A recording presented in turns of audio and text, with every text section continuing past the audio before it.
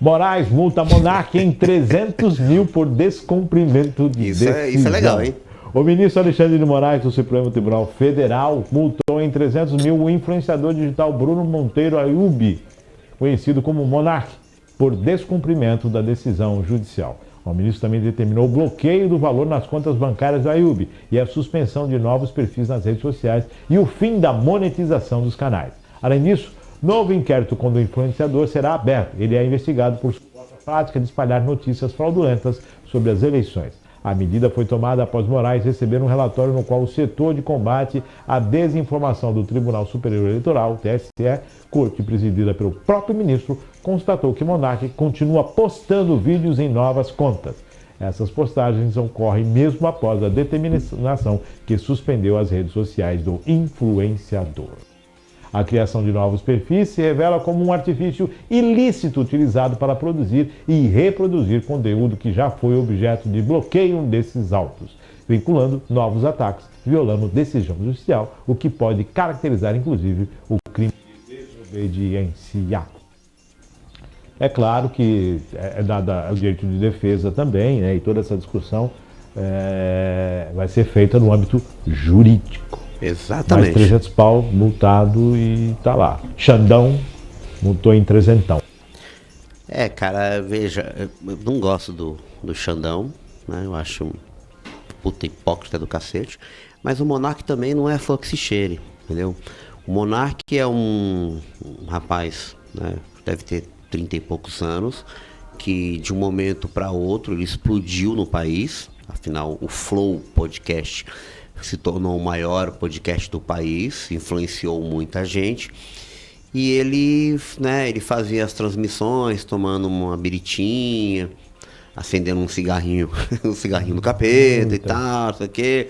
E isso no começo todo mundo gostou. Mas ele sempre vinha esticando a corda, Márcio. Eu sempre falei isso. Depois daquela questão dos judeus lá ficou bem... Antes disso, ele já vinha esticando a corda.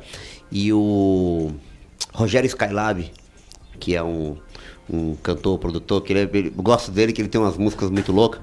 Quando ele foi no programa, que o próprio Monark falou do Lula. O tema era Lula, chamando o Lula de ladrão. Aí o Rogério fez uma defesa e disse que não poderia falar aquilo porque ele estava, né, em rede nacional.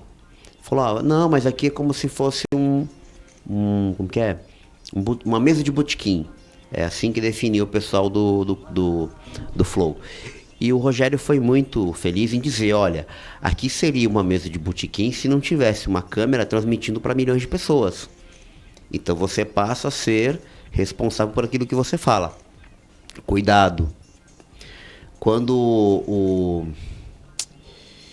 do Porta dos Fundos, como que é o nome dele, que a gente chamava...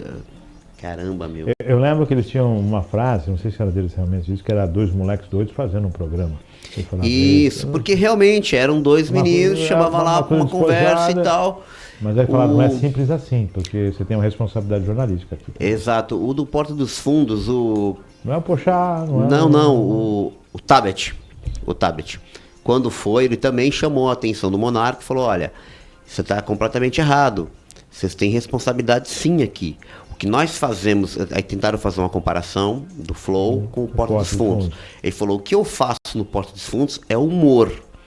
Lá eu faço humor e pratico algumas críticas, mas é humor. Faz uso do humor e algumas críticas. É humor. As pessoas vão lá, porque lá você tem tema religioso, político, familiar, tem tudo lá. Então, é humor. A pessoa que entra no canal sabe que vai ver humor.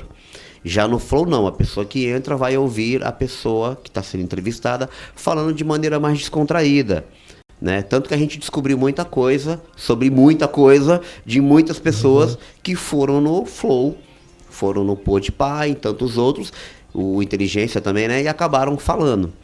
E o Monark foi muito infeliz quando ele fez aquela defesa, né, esdrúxula a respeito, acho que era do Partido Nazista, né? Sim, tava o Kim Kataguiri e tava a Tabata Amaral, que é deputada.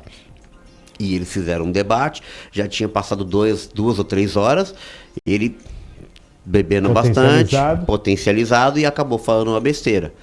Ali ele cometeu um erro grave, mas Márcio, eu vou te falar que ali, na minha humilde concepção, o erro dele não foi ali.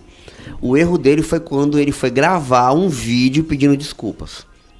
Não é que ele não tinha que pedir, ele tinha que pedir desculpas, mas não daquele jeito. Retratação. Uma retratação, você olha pra câmera e fala assim, gente, dia tal, eu vim aqui no microfone e eu falei isso, isso e isso. Eu estou errado, peço desculpas, minha intenção não foi essa. Isso é um pedido de retratação. Parou aí. As pessoas vão me julgar e vão dizer se eu estava sendo honesto ou não. Agora, eu não posso chegar aqui sem olhar para a câmera e falar, ó, gente, naquele dia eu estava mal, vocês têm que levar em consideração que eu estava bêbado, que eu estava não sei o quê, eu já pedi desculpa para fulano, para ciclano, e ninguém quis me dar desculpa. Não, meu amigo. Aí você está tentando justificar aquela atrocidade que você falou. E de lá para cá, né, tanto que ele foi expulso, ele foi convidado Se retirar da sociedade? da sociedade, ele ficou proibido de abrir novos canais no YouTube, quando abre com o nome dele bloqueia, não tem monetização, e ele foi para uma outra plataforma, Talks alguma coisa, tem uma outra plataforma que é concorrente do YouTube, e lá não tem a mesma alcance. Então ele leva convidados lá, faz os cortes e solta no YouTube, mas não tem mais o mesmo alcance, alguma coisa às vezes aparece. Então, desde aquele momento, ele parece que se perdeu, entendeu? Se perdeu, começa a falar umas besteiras. Se você não domina a matéria... falar sobre as urnas eletrônicas, cara, isso é um assunto que eu acho que já é superado. Já foi. Já foi, entendeu? Ah, não tem como auditar. Não, tem sim. O que não tem é como você conferir o voto. E não pode fazer isso. Pô, tem gente defendendo que tem que sair com o comprovante do voto. Não, tá louco? Não faz isso. Você vai sair da zona eleitoral, o cara vai estar na esquerda esperando. Dá o comprovante. É mais fácil você pegar, imprimir o voto, pegou, colocou ali só para uma conferência, mais nada. Não, Pronto. Existe uma versão da urna, acho que na versão 4 ou 5, em que até tentaram implantar. Você tem a cabine, né?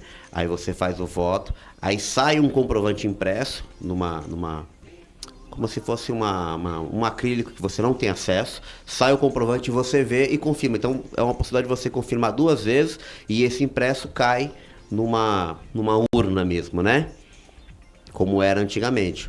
Esse acho que é a versão 5.0 da urna. Mas, cara, meu amigo, não adianta, as pessoas votaram. E você vê todo dia as pessoas que votaram arrependidas. Então,